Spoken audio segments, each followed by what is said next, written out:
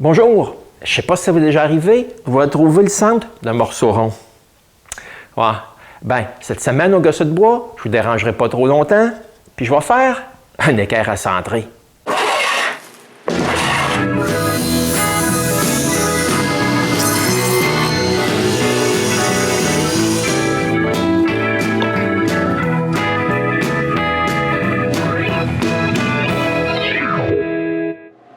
Pour trouver le centre d'un morceau rond, ouais, comme celui-là, c'est pas très difficile. Il faut juste une équerre pour trouver son centre.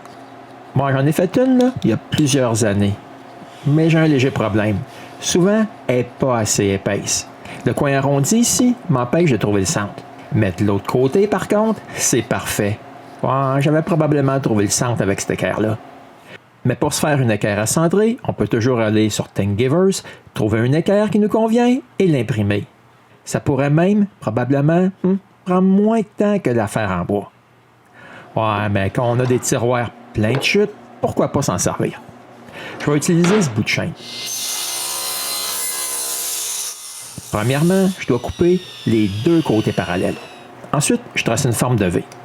Ouais, ça va m'aider à pas trop couper plus tard. Ensuite, la lame de scie, elle doit être à sa hauteur la plus haute. Et avec mon guide à onglets placé à 45 degrés, je fais la première coupe directement sur le coin. Moi, je coupe pas jusqu'à ma ligne. Je tourne le morceau de bord et je refais la même chose sur l'autre coin. Ouais, maintenant, c'est encore le temps de chercher d'autres chutes.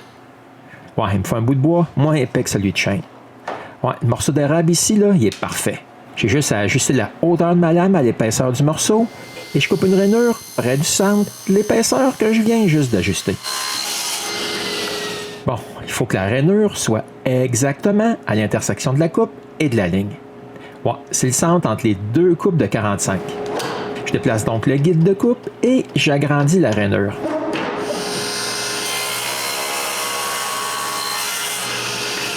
Ah, je suis pas mal proche, mais ça peut être mieux que ça encore.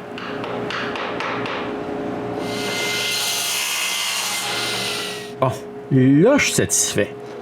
Je peux agrandir la rainure de la largeur du morceau d'érable.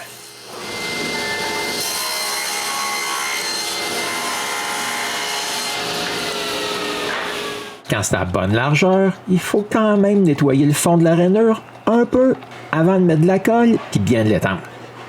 Et de mettre le petit bout à sa place. Après avoir mis 2 serres, moi, c'est le plus long qui arrive. Attendre que la colle sèche. Je laisse ça tranquille à peu près 1 heure et après, je suis capable de couper les excès.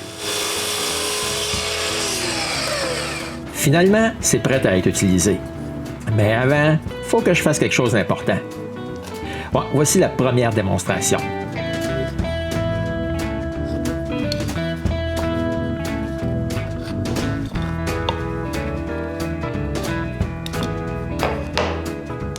OK, c'est vraiment dur à manquer le centre. Ouais, mais c'est pas juste limité à des cercles. Ça peut aussi trouver le centre d'un morceau carré. Et c'est aussi facile que ça. Par contre, quand les morceaux sont difformes comme celui-ci, c'est un peu plus difficile d'être exact. Ouais, ce que je fais généralement, c'est de tracer une ligne avec tous les coins que je peux et je fais une moyenne à la fin au centre. Ouais, mais de toute façon, je tournerai ce morceau-là bien rond. Si je compare mes équerres avec celles que j'ai imprimées, elles sont vraiment plus grosses. Mais le principe d'utilisation, là, il est exactement le même. Bon, maintenant, vous avez plus d'excuses pour ne pas trouver le centre de vos morceaux ronds. Puis en plus, ça vous débarrassera de chute. Bon, c'était ma nouvelle équerre à centrer, pas trop difficile à faire. Puis on se revoit bientôt pour un autre épisode du Gosseux de bois.